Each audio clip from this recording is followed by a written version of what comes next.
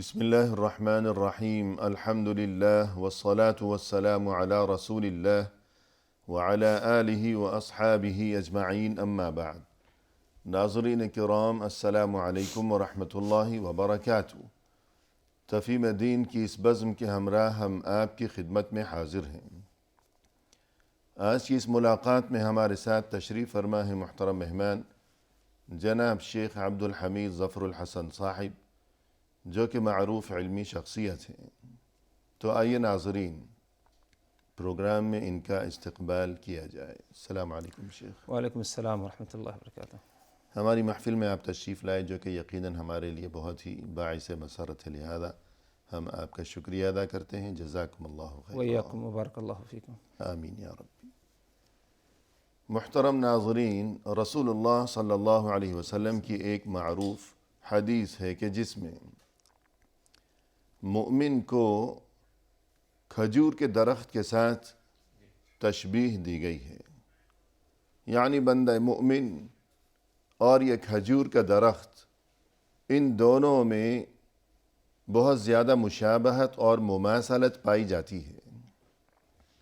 اس کی کیا وجوہات ہیں اور اس سلسلے میں کیا تفصیلات ہیں، تو آئیے اس بارے میں محترم مہمان کی زبانی مزید رہنمائی حاصل کی جائے۔ محترم ارشاد فرمائیے گا کہ بندہ مومن اور کھجور کے درخت میں مشابہت۔ جی، بسم اللہ الرحمن الرحیم، الحمد للہ رب العالمین والصلاة والسلام علی رسولہ الکریم، اما بعد۔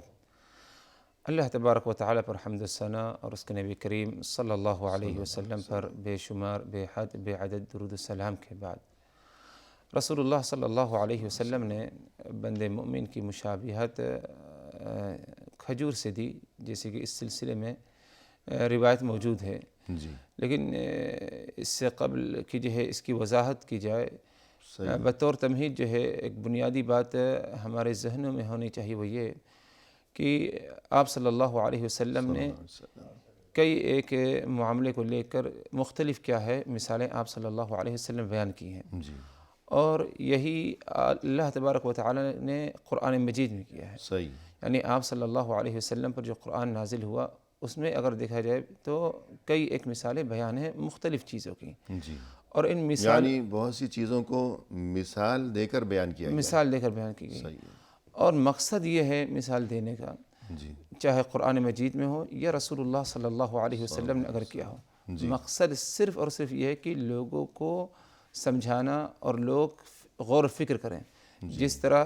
وعد و نصیحت اور پچھلی اقواموں کی قصوں کا ذکر ہے قرآن مجید میں، کہ جن میں عبرت کا سامان ہے، عبرت ہے، لوگوں کی اصلاح ہو سکے، صحیح راستے پر چلے آئیں، تو مثال کے ذریعے بھی کیا ہے سمجھایا جاتا ہے۔ کیونکہ مثال سے جیسا کہ مقولہ مشہور ہے کہ وہ بالمثال یتضح الحال، جی کہ بات زیادہ واضح ہو جاتی ہے اور اچھی طرح سمجھ میں آ جاتی ہے۔ جی، اسی لیے اللہ تبارک و تعالیٰ قرآن مجید میں فرمایا وَتِلْكَ الْأَمْثَالُ نَضْرِبُهَا لِلنَّاسِ لَعَلَّهُمْ يَتَفَكَّرُونَ۔ یہی مثالیں، اسی قسم کی مثالیں ہم ذکر کرتے ہیں قرآن مجید میں، تاکہ لوگ کیا ہے سمجھیں اور کیا ہے غور و فکر کریں۔ تو یہ ایک اہم اور بنیادی مقصد اور جو ہے حکمت پائی جاتی ہے مثالوں کے بیان میں، چاہے وہ جو ہے قرآن مجید میں ہو یا رسول اللہ صلی اللہ علیہ وسلم نے جو ہے کوئی مثال بیان کی ہو۔ اور مختلف مثالیں، کچھ چھوٹی مثالیں ہیں اور کچھ بڑی مثالیں ہیں۔ تو کسی بھی مثال کو جو قرآن مجید میں ہے یا رسول اللہ صلی اللہ علیہ وسلم کے، اس کو معمولی ہلکا کیا ہے نہ سمجھا جائے، بلکہ اس پر غور و فکر کرتے ہوئے یہ کوشش کی جائے کہ جو مثال بیان کی گئی ہے اس سے ہمیں کیا ہے کیا چیز حاصل ہوتی ہے، اس پر کیا ہے غور و فکر کرنے کی کیا ہے ضرورت ہے۔ انہی میں سے کیا ہے یہ مثال جو آپ صلی اللہ علیہ وسلم نے ایمان والے کی بیان کی ہے، وہ کھجور کے درخت کے مانند۔ کھجور کا درخت اگر دیکھا جائے تو اسے بہت ہی زیادہ اہمیت حاصل ہے اور بہت ہی اہم درخت ہے۔ قرآن مجید میں خود اللہ تبارک و تعالی نے فرمایا ألم تر كيف ضرب الله مثلا كلمة طيبة كشجرة طيبة أصلها ثابت وفرعها في السماء تؤتي أكلها كل حين بإذن ربها ويضرب الله الأمثال للناس لعلهم يتذكرون۔ اے نبی، کیا آپ نے نہیں دیکھا کہ اللہ تبارک و تعالی نے کیا مثال بیان کی کلمہ طیبہ کی؟ کلمہ طیبہ سے مراد یعنی دین اسلام ہے یا کلمہ لا الہ الا اللہ، پاکیزہ کلمہ۔ اس کی مثال جو اللہ تبارک و تعالیٰ نے بیان کی ہے کشجرۃ طیبہ، اس کی مثال ایک پاکیزہ درخت کے مانند ہے، اور یہ پاکیزہ درخت جیسے کہ مفسرین کہتے ہیں کہ کھجور کا درخت ہے۔ کیا مثال ہے؟ اللہ تبارک و تعالیٰ فرمائے اصلها ثابت وفرعها فی السماء، یہ پاکیزہ درخت اصلها ثابت، اس کی جو اصل ہے، یعنی پہلی خوبی تو یہ ہو گئی کہ اس درخت کو قرآن کریم میں اللہ کی طرف سے شجرہ طیبہ یعنی پاکیزہ درخت قرار دیا گیا۔ اب مزید دوسری خوبی، یہ اصلها ثابت، اس کی جو اصل ہے، جڑ ہے، وہ کیا ہے؟ بہت ہی مضبوط ہے اور ثابت ہے۔ وفرعها فی السماء، اور اس کی جو شاخیں تنے ہیں وہ جو ہے آسمان کی طرف گئے ہیں، بہت بلند ہے، بہت بلند ہے۔ صحیح، یعنی جو جڑ ہے وہ بہت نیچے گہرائی میں پیوست ہے، ایسا نہیں کہ بس اوپر اوپر رکھا ہوا، ذرا ہوا آئی تو ادھر ادھر ڈولنے لگا یا اکھڑ گیا، بلکہ زمین میں بہت دور تک نیچے گہرائی تک وہ پیوست ہے، مضبوط ہے، راسخ ہے، ہلنے والا نہیں۔ اور جبکہ دوسری جانب آسمان پر بھی جو اس کی بلندیاں ہیں وہ اتنی زیادہ ہیں کہ اتنا اونچا وہ درخت ہے، بلند و بالا، گویا اس کی شاخیں آسمان کو چھو رہی ہیں، دیکھنے والے کو یوں محسوس ہوتا ہے۔ یہ تین خوبیاں ہو گئیں اس درخت کی۔ اس کے بعد یہ کہ آگے ایک اور خوبی کا ذکر اللہ تبارک و تعالیٰ فرمائے تؤتی اکلہا کل حین باذن ربہا، اور اللہ تبارک و تعالیٰ یہ اپنے رب کے حکم سے پھل یہ کیا ہے، درخت کیا ہے، دیتا رہتا ہے ہمیشہ۔ وَيَضْرِبُ اللَّهُ الْأَمْثَالَ لِلنَّاسِ لَعَلَّهُمْ يَتَذَكَّرُونَ، اللہ تبارک و تعالیٰ مثالیں بیان کرتا ہے لوگوں کے لیے، لَعَلَّهُمْ يَتَذَكَّرُونَ، تاکہ لوگ نصیحت اور عبرت کیا ہے حاصل کریں۔ تو یہ پھل دیتا رہتا ہے ہمیشہ۔ مقصد ہے کہ دیگر بہت سے درخت ایسے ہوا کرتے ہیں کہ جو ایک بار یا دو بار پھل دینے کے بعد یا سال میں خاص موسم میں پھل دیا کرتے ہیں، یا ویسے ہی ان کی جو زندگی ہے تو وہ ساری زندگی پھل نہیں دیتے بلکہ ایک محدود مدت تک پھل دیا کرتے ہیں، جبکہ کھجور کا جو درخت ہے یہ جب تک یہ قائم ہے، کھڑا ہوا ہے، برقرار ہے، تو پھل یہ دیتا ہی رہتا ہے۔ تو ایک یہ خوبی ہو گئی، تو مزید فرمائیے گا۔ تو اس آیت پہ، ان آیت پر اگر غور کیا جائے تو یقیناً کیا ہے، شجرہ طیبہ جو کھجور کا درخت، اس کی ایک اہمیت اور ایک عظمت جو ہے معلوم پڑے کہ اللہ تبارک و تعالیٰ قرآن مجید میں کلمہ طیبہ کی کیا ہے مثال بیان کی۔ اسی طرح رسول اللہ صلی اللہ علیہ وسلم نے، جیسے کہ حضرت عبداللہ ابن عمر رضی اللہ عنہما روایت کرتے ہیں۔ آگے بڑھنے سے پہلے یہ کہ آپ نے یہ جو فرمایا کہ کلمہ طیبہ، کہ قرآن میں یہ مثال بیان کی گئی کہ جو کلمہ طیبہ یعنی پاکیزہ بات ہے، اس کی مثال اس درخت کی مانند ہے جو کہ پاکیزہ ہے۔ تو کلمہ طیبہ سے کیا مراد ہے؟ آپ نے فرمایا کہ دین کی بات، اچھی بات، یا کلمہ توحید، کلمہ لا الہ الا اللہ۔ تو اس بارے میں ایک حدیث میں یہ بھی تذکرہ کیا گیا ہے کہ مومن کو جب قبر میں دفنایا جاتا ہے اور منکر نکیر اس سے سوال کرتے ہیں کہ من ربک، ما دینک، من نبیک، تو اس وقت وہ جو جواب دیتا ہے کہ اشہد ان لا الہ الا اللہ، تو اس کا یہ جو جواب ہے تو اس وقت اسے ثابت قدمی عطا کی جاتی ہے۔ حدیث میں یہ ہے یا مفہوم یہ ہے کہ دنیا میں چونکہ وہ کلمہ طیبہ پر وہ ثابت قدم رہا، زندگی بھر توحید اور اس کے تقاضوں پر وہ ثابت قدم رہا، تو اس کی برکت یہ ہوگی کہ قبر میں جب اس سے سوال کا مرحلہ آئے گا تب بھی اسے ثابت قدمی عطا کی جائے گی، اور وہاں یہ کہ ثابت قدمی، کہ وہ ثابت قدم رہے گا کلمہ توحید پر، کہ یوں کہے گا کہ لا الہ الا اللہ، یوں جواب دے گا فرشتوں کو۔ پھر تو اس سے بھی یہ بات سمجھ میں آئی کہ کلمہ طیبہ سے مراد کلمہ لا الہ الا اللہ، کہ اس کی مثال اس درخت کی مانند ہے۔ مزید فرمائیے گا۔ اسی درخت کو لے کر رسول اللہ صلی اللہ علیہ وسلم نے ایمان والی کی مثال بیان کی کہ ایمان والے کی مثال کھجور کی درخت ہے، جیسے کہ صحیح بخاری صحیح مسلم کی روایت ہے۔ عبداللہ ابن عمر رضی اللہ عنہ فرماتے ہیں کہ رسول اللہ صلی اللہ علیہ وسلم نے کہا ان من الشجر شجرة لا يسقط ورقها وانها مثل المسلم فحدثوني ما هي۔ آپ نے پوچھا صحابہ کرام سے کہ ایک درخت ایسا ہے کہ جس کے پتے گرتے نہیں، اور یہ درخت ایک مسلمان کی مثال ہے، مسلمان اسی کی مانند ہے۔ جی فحدثونی ماہی، تو ذرا تم مجھے بتاؤ تم لوگ کہ یہ کون سا درخت ہے۔ صحیح ہے۔ آپ نے سوال یہ انداز اپنایا۔ عبداللہ ابن عمر فرماتے ہیں کہ لوگ مختلف درختوں کا ذکر کیا جو جنگلات وغیرہ میں پائے جاتے ہیں زمین پر، جی اور میرے دماغ میں، میرے ذہن میں اس وقت کھجور کا درخت آیا کہ صحیح کھجور ہی کا درخت ہو جی سکتا ہے۔ اس سوال کا جواب یہ ہے کہ وہ کھجور کا درخت، درخت کھجور کا درخت کہ اس کے پتے گرتے نہیں۔ جی لیکن جیسے کہ دوسری روایت میں آتا ہے کہ کچھ عمر دراز تھے یا بڑی عمر کے تھے مجھ سے، بڑے لوگ، ہاں بڑے لوگ تھے، تو میں بڑے صحابہ کرام، جی بڑے صحابہ کرام، مقام و مرتبے میں بڑے، جی تو احتراماً کیا ہے میں ان کے سامنے جواب دینا پسند نہیں کیا، خاموش رہ گیا۔ فاستحییت، جیسے یہاں بھی تذکرہ ہے کہ مجھے شرم محسوس کہ اتنے بڑوں کی موجودگی میں میں جواب دوں، جبکہ یہ نوعمر تھے، یعنی تقریباً بچے یا کم سن تھے۔ جی تو اتنے میں کیا ہے رسول اللہ صلی اللہ علیہ وسلم سے صحابہ کرام نے درخواست کی یا رسول اللہ آپ ہی کیا ہے ہمیں اس درخت کے بارے میں بتا دیجئے۔ جی آپ صلی اللہ علیہ وسلم نے کہا ہی النخلہ، یہ درخت نخلہ یعنی کھجور کا درخت ہے۔ جی اور مزید وضاحت جو آپ صلی اللہ علیہ وسلم نے کی اس مثال کی، ایک دوسری روایت میں فرمایا مثل المؤمن مثل النخلہ، ایمان والے کی مثال ایک کھجور کے پیڑ کی مثال ہے۔ جی ما اخذت منها من شيء نفعك، کھجور کے پیڑ کے کسی بھی حصے سے کچھ بھی لے لو وہ تمہارے لیے مفید ہے کسی نہ کسی ناحیے سے۔ صحیح، یہی مثال کیا ہے ایمان والے کی، ایمان والا ہمیشہ مفید ثابت ہوتا ہے ہر ناحیے سے۔ صحیح، یہ آپ صلی اللہ علیہ وسلم نے مزید کیا ہے، اس میں کیا ہے وضاحت کی۔ جی ہاں، یعنی کھجور کا جو درخت ہے اس کا کوئی بھی حصہ ایسا نہیں ہے کہ جو بیکار ہو۔ بیکار ہوں۔ اگر اس کے تنے کے بارے میں غور کیا جائے تو تعمیرات میں، مکانات کی تعمیر میں اسے استعمال کیا جاتا تھا پرانے وقتوں میں، شاید اب بھی کیا جاتا ہو، جی اور یعنی چھت میں ڈالتے تھے لوگ، یا نیچے ستون کی جگہ کھجور کے درخت کا تنا استعمال کیا جاتا تھا پلر کی جگہ، پلر کی۔ اور جو اس کے پتے ہیں تو اس سے لوگ جو ہے دیوار بھی بنایا کرتے تھے، ان دیواروں کے ساتھ پردے کے لیے اسے کھڑا کیا کرتے تھے، چھت میں بھی ڈالا چھت کرتے میں تھے۔ ڈالا کرتے۔ اور اس کے علاوہ یہاں تک کہ جو اس کی گٹھلی ہے تو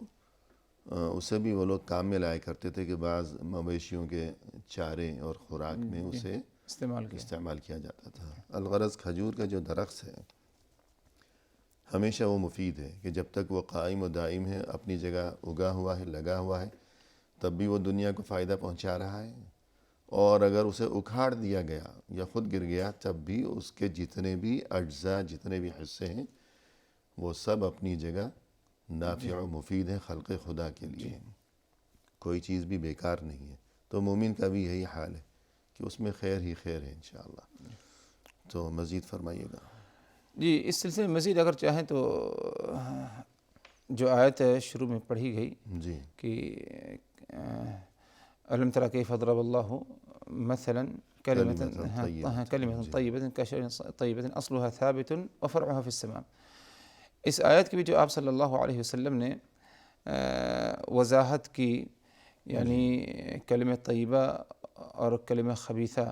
صحیح ہے۔ انس بن مالک رضی اللہ عنہ جسے فرماتے ہیں کہ آپ صلی اللہ علیہ وسلم کے سامنے تازہ کھجور رکھا گیا تو آپ نے کہا مثل کلمۃ طیبہ، کلمہ طیبہ کی مثال یعنی اسلام کی مثال، یا جو کلمہ لا الہ الا اللہ پڑھتا ہے، یعنی گویا کہ ایمان والے کی مثال، کیونکہ اس کے اندر ایمان ہے، اسلام ہے، اس کی مثال کشجرۃ طیبہ،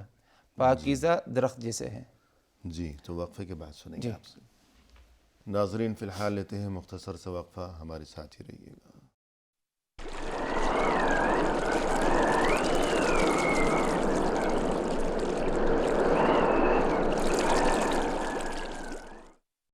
محترم ناظرین، وقفے کے بعد ہم حاضر خدمت ہیں، آئیے سلسلے گفتگو کو آگے بڑھایا جائے مہمان کی زبانی۔ شیخ وقفے سے قبل آپ گفتگو فرما رہے تھے کہ اس آیت کی روشنی میں کہ أَلَمْ تَرَ كَيْفَ ضَرَبَ اللَّهُ مَثَلًا كَلِمَةً طَيِّبَةً كَشَجَرَةٍ طَيِّبَةٍ أَصْلُهَا ثَابِتٌ وَفَرْعُهَا فِي السَّمَاءِ، اس آیت کی تفسیر بیان فرماتے ہوئے رسول اللہ صلی اللہ علیہ وسلم نے پھر آیت کا جو اگلا حصہ ہے کہ ایک کلمہ طیبہ اس کی مثال یہ ہے، اور دوسرا ہے کلمہ خبیثہ یعنی بری بات، اور اس کی مثال یہ ہے۔ تو آگے بڑھائیے گا گفتگو۔ جی، کلمہ طیبہ کی مثال فرمائے آپ صلی اللہ علیہ وسلم نے اس آیت کی تلاوت کرتے ہوئے کشجرۃ طیبہ، پاکیزہ درخت کے مانند، اصلھا ثابت، جس کی بنیاد، جس کی جڑیں بہت ہی زیادہ مضبوط اور گہری ہیں زمین میں، ہلنے والی نہیں، ہلنے والا درخت نہیں، وفرعھا فی السماء، اور اس کے جو پتے اور ٹہنیاں ہیں وہ کیا ہے، آسمان کی طرف کیا ہے، بلند، یعنی اونچائی کی طرف ہیں۔ یعنی جو مومن ہے تو اس مثال سے مومن کی کیا کیفیت ہے؟ جی، مومن کیفیت یہ ہے کہ مومن ہمیشہ ثابت قدم رہتا ہے، اور اگر دل میں اس کے ایمان پیوست ہو جائے تو ایمان کو کوئی چیز ہلا نہیں سکتا۔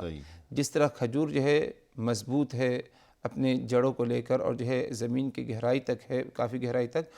ہوا سے جلدی گرتا نہیں، ہلا نہیں سکتا کوئی اسے، یہی معاملہ ہے ایمان والے کا شخص کا ہوتا ہے کہ وہ دین برحق پر ثابت قدم رہتا ہے، ثابت قدم رہتا ہے۔ اور اسی طرح جس طرح اس کے پتے اور ٹہنیاں آسمان کی طرف ہیں، تو ایمان والے کا بھی تعلق کیا ہے، بہت ہی گہرا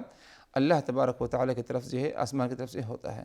تو اس نحو سے کیا ہے یہ مثال، اور یہ کہ اس کے جو اچھے اعمال ہیں چونکہ وہ ایمان اور اخلاص نیت پر مبنی ہوا کرتے ہیں، لہذا اللہ وہ اوپر بلندی کی طرف پہنچتے ہیں، اللہ کے ہاں قبول ہوتے ہیں۔ قبول کے لیے تؤتی اکلھا کل حین باذن ربھا، اللہ تبارک و تعالیٰ کے حکم سے برابر کیا ہے اپنے پھل دیتا رہتا ہے یہ درخت۔ گویا کہ ایمان والا ایمان کی حالت میں جب تک ہے وہ نیک اعمال کرتا ہی رہتا ہے، اور جیسے جیسے نیک اعمال اللہ تبارک و تعالیٰ کی اطاعت اور فرمانبرداری کرتا رہے گا، اتنا ہی کیا ہے اسے کیا ہے، اس کے اعمال کو کیا ہے بلند اور جو ہے آسمان کی طرف کیا ہے بھیجا جاتا ہے، تاکہ اللہ تبارک و تعالیٰ کے سامنے کیا ہے قبول ہو۔ ہاں، تو یہ مثال کیا ہے شجرہ طیبہ کی کیا ہے بیان کی گئی، کلمہ طیبہ کی شجرہ طیبہ سے۔ جیسا کہ ایک آیت میں یہ تذکرہ بھی ہے کہ الیہ یصعد الکلم الطیب، جی، کہ جو اچھی باتیں ہیں وہی اللہ کی طرف بلندیوں تک پہنچائی جاتی ہیں۔ تو مومن کا چونکہ یہی حال ہے کہ اس کے دل میں پاکیزہ خیالات، اس کی نیت پاکیزہ، اس کا عمل پاکیزہ، اس کی ہر بات پاکیزہ، اس کی ہر سوچ پاکیزہ، یوں اس وجہ سے گویا کہ اس کا اوپر بلندیوں کے ساتھ وہاں تعلق جڑا ہوا ہے، کہ وہاں بھی قرآن کریم میں یہی لفظ استعمال کیا گیا، الیہ یصعد الکلم الطیب، کہ جو پاکیزہ بات ہوگی وہی اللہ کی طرف پہنچائی جائے گی بلندیوں تک، اور یہاں بھی کلمہ طیبہ کا لفظ استعمال ہوا ہے۔ جی، مزید فرمائیے گا۔ اسی حدیث میں آپ صلی اللہ علیہ وسلم نے فرمایا کہ وَمَثَلُ كَلِمَةٍ خَبِيثَةٍ، آیت ہی کی تلاوت فرمائی آپ نے، وَمَثَلُ كَلِمَةٍ خَبِيثَةٍ كَالشَّجَرَةٍ الْخَبِيثَةِ، اور کلمہ خبیثہ یعنی بری باتیں، چاہے وہ صریح کفر سے تعلق اس کا ہو یا کوئی اور جو ہے بری بات ہو، اس کی مثال کالشجرۃ الخبیثہ، ایک برے خبیث درخت کے ساتھ ہے اس کی مثال، اور اجتثت من فوق الارض ما لها من قرار، ایسا برا درخت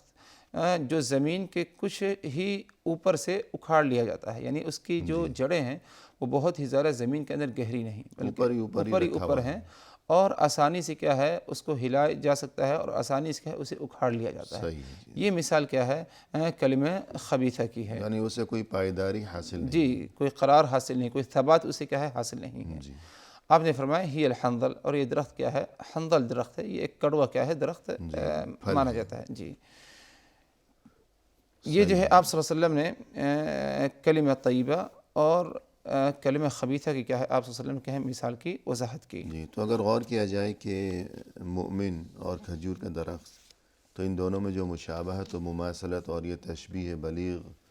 تو اس کے اسباب کیا ہیں؟ اگر مختلف اسباب پر ایک ایک کر کے غور کیا جائے جو کہ اہل علم نے بیان کیے ہیں، جی، تو اس بارے میں کچھ گفتگو فرمائیے گا۔ جی، اس کی کئی وجوہات، کئی اسباب ہیں۔ پہلی بات تو یہ کہ کھجور کا جو درخت ہے اس کو اگر 3 حصوں میں تقسیم کیا جائے، ایک تو ہے اس کی اصل یعنی جو اس کی جڑ ہے زمین میں، اور دوسری ہے اس کی جو شاخیں ہیں، اس کے جو ٹہنیاں اوپر کی طرف ہیں، اور ایک تیسرا ہے جو وہ پھل دیتا ہے کھجور کا درخت، یعنی کھجور جو پھل ہے اس کا۔ اگر ان تینوں باتوں کو لیا جائے تو ایمان والے کی مثال یہی ہے کہ ایمان والے کی جو اصل ہے یعنی اس کا ایمان اللہ تبارک و تعالیٰ کی ذات سے بہت ہی مضبوط چیز ہے یعنی جس شخص کا ایمان اللہ کی ذات پر ہے اور ایمان کے تقاضوں کو پورا کرتا ہے اللہ کی ذات پر توکل بھروسہ اعتماد یقیناً یہ ایک ایسی چیز ہے کہ بڑی سے بڑی مصیبت پریشانی آ جائے اس کا ایمان ہل نہیں سکتا اپنی جگہ سے نہ کوئی لالچ نہ کوئی دھمکی کوئی دھمکی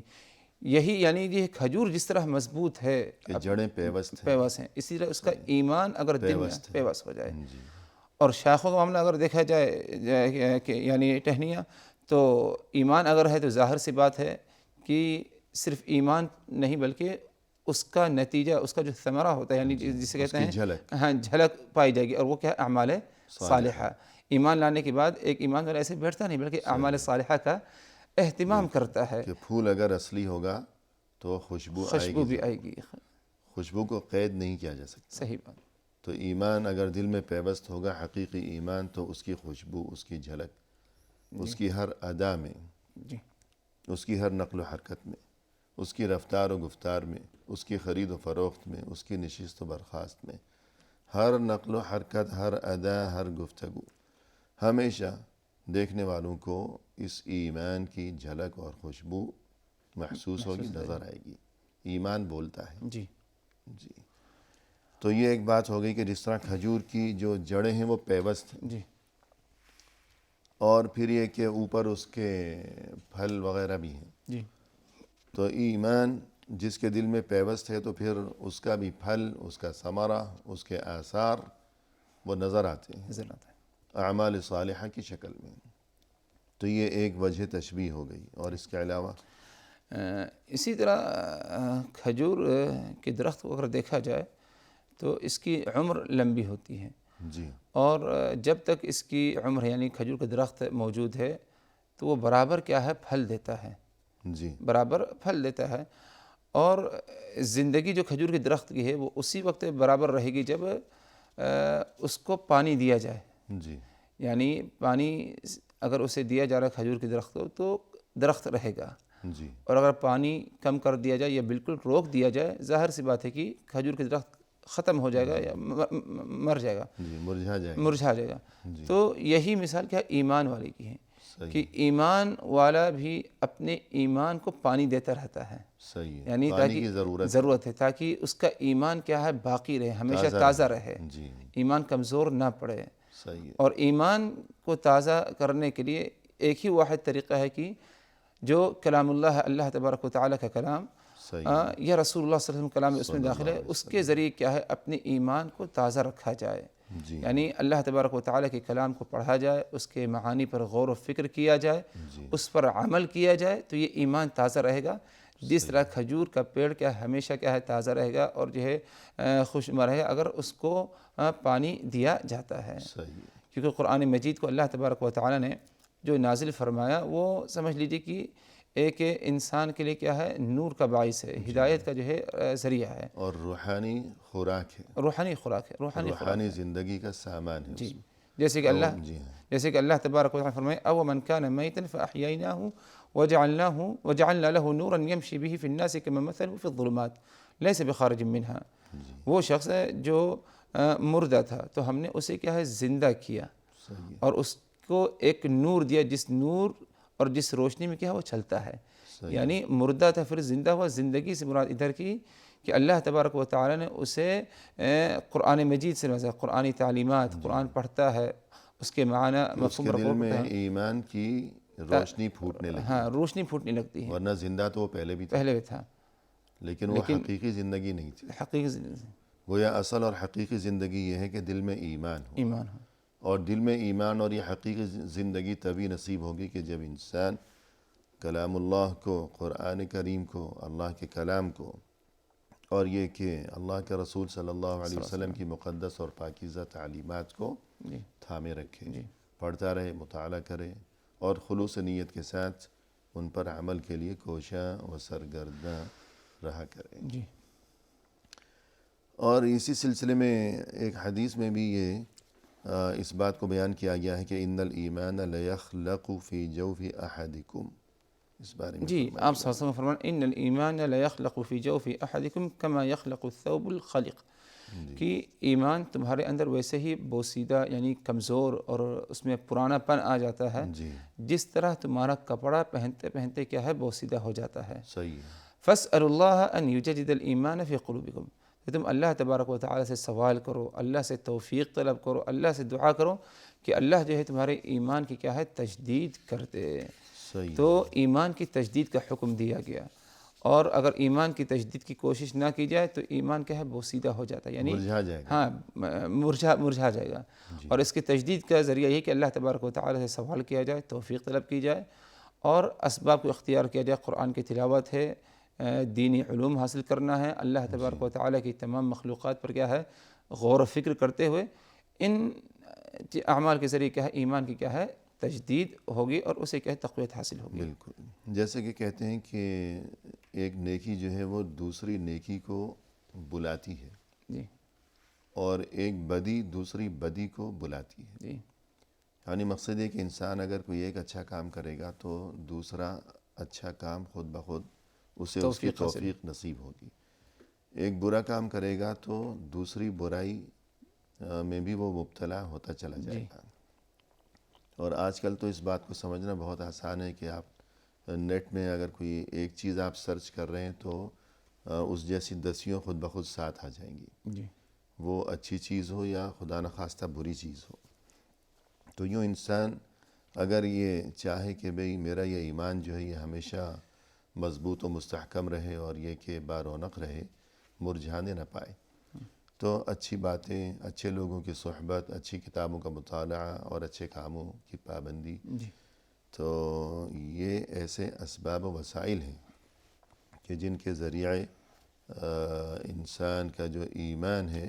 وہ مرجھانے سے انشاءاللہ محفوظ و مأمون رہے گا۔ اور ایک چیز وجہ تشبیہ ہمیں یہ بھی نظر آتی ہے کہ جو کھجور کا درخت ہے وہ ہر جگہ اگتا نہیں ہے، جی ہر زمین میں نہیں اگتا۔ جی تو ایمان کا بھی اس بارے میں کیا معاملہ ہے؟ جی جس طرح کھجور کا درخت ہر جگہ نہیں اگتا،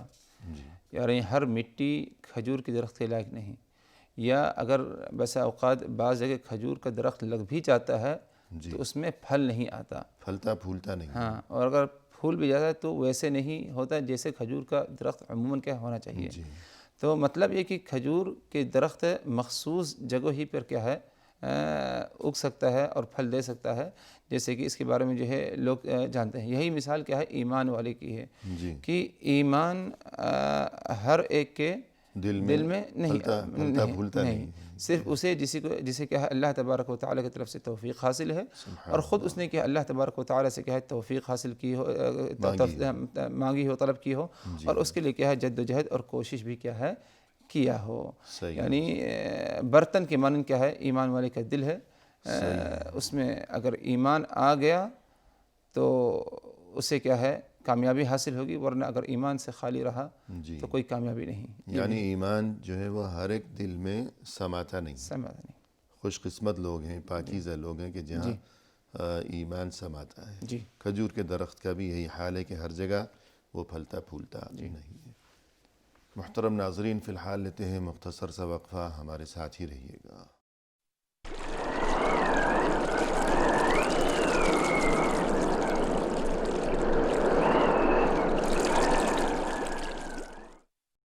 محترم ناظرین، وقفے کے بعد ہم حاضر خدمت ہیں۔ آئیے سلسلہ گفتگو کو پائے تکمیل تک پہنچایا جائے اپنے مہمان کی زبان۔ شیخ، وقفے سے قبل آپ نے یہ گفتگو فرمائی کہ کھجور کا درخت اور بندہ مومن ان دونوں چیزوں میں بہت سی وجوہات کی بنا پر مشابہت اور گہری مماثلت پائی جاتی ہے۔ کچھ وجوہات اور کچھ مثالیں آپ نے اس سے قبل بیان فرمائی، تو ایسی ہی ایک وجہ جو کہ اہل علم نے یہ بیان کی ہے وہ یہ کہ جو کھجور کا درخت ہے تو اس کی جو خوبصورتی ہے وہ صرف ظاہری جو خوشنما وہ نظر آتا ہے ظاہری طور پر،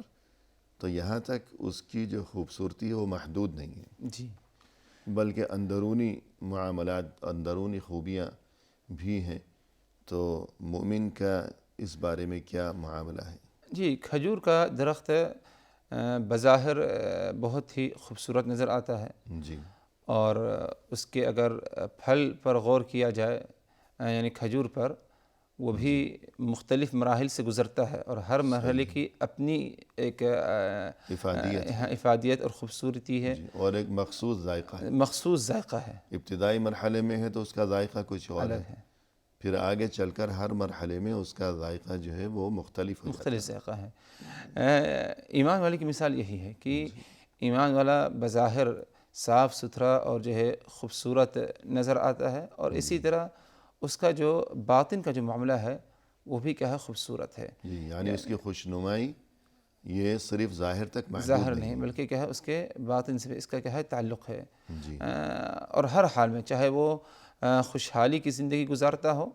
یا کسی قسم کی اگر تنگی میں ہے، مصیبت یا کسی پریشانی میں ہے، ہر حال میں کیا ہے وہ اچھا ہی پاکیزہ ہے، پاکیزہ نظر آتا ہے، بظاہر بھی اور جو اس کا باطن ہے باطن کا معاملہ اس حیثیت سے بھی جی، وہ پاکیزہ ہی پاکیزہ ہے۔ پاکیزہ ہی پاکیزہ ہے۔ یہی وجہ ہے کہ جنت میں جب جائے گا ایمان والا اللہ تبارک و تعالیٰ کے حکم سے روز قیامت، تو اسے کہا جائے گا سلام علیکم طبتم فادخلوها خالدین، تمہارے لیے جو ہے سلام ہو، بہت ہی خوش نصیب ہو اور بہت ہی پاکیزہ ہستی ہو، فادخلوها خالدین، ہمیشہ ہمیش کے لیے اس جنت میں کیا ہے داخل ہو جاؤ۔ جی تو اس نحوے سے بھی اگر دیکھا جائے تو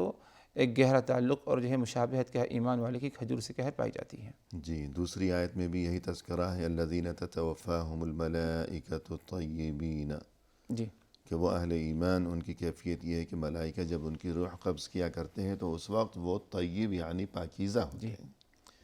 تو ان کا ظاہر بھی پاکیزہ، دل بھی پاکیزہ، باطن بھی پاکیزہ۔ جی تو جنت میں بھی انہیں یہی کہا جائے گا چونکہ تم دنیا میں پاکیزہ زندگی بسر کر کے آئے ہو، جی لہذا آج تم جنت میں داخل ہو جاؤ، جی اور جنت پاکیزہ مقام ہے۔ جی جنت میں وہی داخل ہو سکے گا جو خود بھی طیب ہو، پاکیزہ ہو،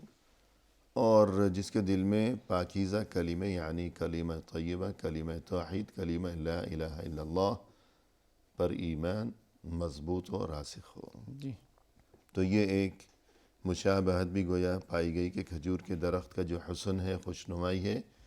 وہ ظاہر تک محدود نہیں بلکہ اس کے بہت سے منافع و فوائد ہیں۔ جی تو مومن کا بھی جو حسن ہے وہ صرف ظاہر تک محدود نہیں ہے کہ بظاہر وہ دنیا کو دکھانے کے لیے اچھے کام کیا کرتا ہو اور یہ کہ خوش اخلاقی کا مظاہرہ کیا کرتا ہو، لیکن اندرونی معاملہ کچھ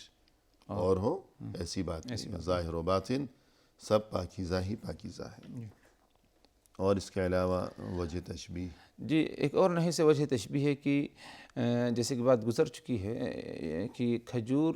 کے درخت کا ہر حصہ کیا ہے مفید، اور اس سے کیا ہے فائدہ حاصل کیا جا سکتا ہے، یعنی صرف کھجور پھل ہی نہیں بلکہ پورا درخت کے مختلف حصے، مختلف چیزوں کا کیا ہے کچھ نہ کچھ فائدہ موجود، یا اس سے کچھ نہ کچھ فائدہ اٹھا سکتا ہے انسان۔ یہی معاملہ ایمان والے کا ہے کہ ایمان والا جب دوسروں کے ساتھ رہتا ہے، تنہا رہتا ہے، ہر حالت میں اس سے کچھ نہ کچھ کیا ہے لوگ فائدہ اٹھاتے ہیں، اس کے اچھے اخلاق سے، اس کے اچھے کردار سے، اور اس کے علم سے، یعنی مختلف چیزوں سے اللہ تبارک و تعالیٰ ایمان والے کو نوازا ہے۔ کوئی مخصوص ہنر ہو، صلاحیت ہو، تو دوسرے لوگ اس سے کیا ہے فائدہ اٹھاتے ہیں، اور وہ لوگوں کے لیے کیا مفید ثابت ہوتا ہے، یعنی اس کا وجود جو ہے وہ بہرحال بہر صورت دوسروں کے لیے مفید ہے، کسی کو نقصان نہیں کسی کو کوئی نقصان نہیں۔ جی، اور اس کے علاوہ ایک وجہ تشبیہ یہ بھی ہے کہ کھجور کا جو درخت ہے تو اس میں جو سب سے اہم ترین حصہ ہے یا کھجور کا جو پھل ہے اس میں جو لذت ہے، جو مٹھاس اور جو شیرینی ہے، تو سب سے زیادہ جو لذت و حلاوت ہے وہ کھجور کا ایک حصہ جسے اس کا قلب یا اس کا لب، یعنی اردو میں کہہ لیجئے اس کا دل کہا جاتا ہے، جی کہ سب سے اچھا حصہ وہ ہے جو کہ کھجور کا دل ہے۔ جی تو مومن جو ہے تمام اس کا وجود، اس کا سراپا سبھی خیر ہی خیر ہے، پاکیزہ ہی پاکیزہ ہے، جی لیکن خاص طور پر جو اس کا دل ہے، مومن کا دل، جی وہ اس کے تمام وجود میں سب سے زیادہ پاکیزہ ترین جی حصہ ہے۔ تو اس بارے میں مزید جی ایمان والے کا دل کسی کے بارے میں کچھ برا نہیں چاہتا، یعنی اللہ تبارک و تعالیٰ کی فرما برداری، اطاعت، محبت، اس کے رسول کی اطاعت اور محبت، فرما برداری، اور اسی طرح ایمان والے کے دل میں کسی کے بارے میں کوئی شر نہیں، ہر ایک کے لیے کیا ہے خیر اور بھلائی، جیسے کہ رسول اللہ صلی اللہ علیہ وسلم خود فرمایا ان اللہ یحب العبد التقی النقی الخفی، اللہ تبارک و تعالیٰ ایسے بندے سے محبت کرتا ہے جس کا دل متقی پرہیزگار ہو، نقی اس کا دل صاف ستھرا ہو، خفی یعنی جو ہے ایسا دل کہ جس میں اخلاص پایا جاتا ہے، اللہ تبارک و تعالیٰ کے لیے عمل کرتا ہے، کچھ اس میں ریاکاری دکھاوا نہیں، تو دل بہت ہی صاف ستھرا، شفاف اور پاکیزہ ایمان والے کا ہوتا ہے، جس طرح کھجور کا لب جو ہوتا ہے بہت ہی اہمیت رکھتا ہے اور بہت ہی زیادہ مٹھاس اس میں پائی جاتی ہے، یعنی تمام درخت میں سب سے اہم حصہ وہ ہے۔ تو اسی طرح مومن جو ہے وہ سر سے پاؤں تک خیر ہی خیر ہے، اور بالخصوص مومن کا جو دل ہے وہ بہت زیادہ پاکیزہ ترین ہے۔ اور اس کے علاوہ جیسا کہ سبھی جانتے ہیں کہ کھجور میں جو مٹھاس ہے وہ کسی اور پھل میں نہیں ہے، تو انتہائی میٹھا ترین ہے کھجور کا یہ جو پھل ہے۔ تو اسی طرح ایمان کی جو حلاوت ہے، جو شیرینی ہے، جو مٹھاس ہے، وہ ایسی مٹھاس ہے کہ ایسی اور کوئی مٹھاس دنیا میں نہیں ہے۔ تو اس بارے میں فرمائیے۔ جی ایمان کی مٹھاس بھی پائی جاتی ہے، جیسے کہ رسول اللہ صلی اللہ علیہ وسلم نے بتایا کہ ایمان کی مٹھاس اس وقت حاصل ہوگی جب تین چیزیں انسان کے اندر کیا ہے پائی جائیں۔ نمبر ایک ان یکون اللہ ورسولہ احب الیہ مما سواہما، اللہ اس کے رسول کی محبت ہر ایک سے زیادہ اس کے اندر کیا ہے ہر چیز سے زیادہ پائی جائے، اور دوسری چیز کی وان یحب المرء لا یحبہ الا اللہ، کہ کسی سے اگر دوستی کرتا ہے، محبت کرتا ہے تو صرف اللہ واسطے دوستی محبت، کوئی مطلب یا کوئی دنیاوی مفاد اور مقصد نہیں، اخلاص کے ساتھ اللہ کے لیے کیا ہے دوستی کرتا ہے، اس کے ذریعے بھی کیا ہے ایمان کی حلاوت اور لذت مٹھاس حاصل ہوگی۔ ایک تیسری چیز کی وَأَن يَكْرَهَ أَن يَعُودَ فِي الْكُفْرِ كَمَا يَكْرَهُ أَن يُقْذَفَ فِي النَّارِ، اس چیز کو ناپسند کرے یعنی ایمان کے بعد کفر میں منتقل ہونا، جس طرح آگ میں داخل کرنا یا داخل ہونا اپنے لیے کیا ہے ناپسند کرتا ہے۔ تو یہ جیسے اسے یہ بات ناپسند ہے کہ اسے آگ میں پھینک دیا جائے، جی اسی طرح اسے یہ بات ناپسند ہے قطعی طور پر کہ دوبارہ وہ کفر کی جانب لوٹ جائے۔ جی تو یہ تین چیزیں اگر کسی کے اندر پائی گئی تو اس کو ایمان کی حلاوت مٹھاس کیا ہے حاصل ہو گئی۔ صحیح، تو گویا ایمان کے لیے رسول اللہ صلی اللہ علیہ وسلم کی طرف سے یہ الفاظ استعمال کیے گئے کہ ایمان کی حلاوت ہوا کرتی ہے، ایمان کی حلاوت، اور مومن جو کہ حقیقی مومن ہو، جس میں یہ تین خوبیاں پائی جاتی ہوں، تو وہ اس حلاوت کو باقاعدہ اپنے دل میں محسوس کرتا ہے، اس مٹھاس کو، اس میٹھے ذائقے کو، اس شیرینی کو۔ تو کھجور کا جو پھل ہے تو اس میں بھی ایک مخصوص اور بے مثال قسم کی حلاوت ہے، شیرینی ہے۔ تو یوں ایمان میں بھی شیرینی اور مٹھاس، کھجور میں بھی شیرینی اور مٹھاس، تو یہ بھی گویا کہ ایک مشابہت کی وجہ پائی گئی دونوں چیزوں میں۔ اس کے علاوہ ہم ایک بات یہ دیکھتے ہیں کہ جو کھجور کا درخت ہے یا کھجور کا پھل ہے،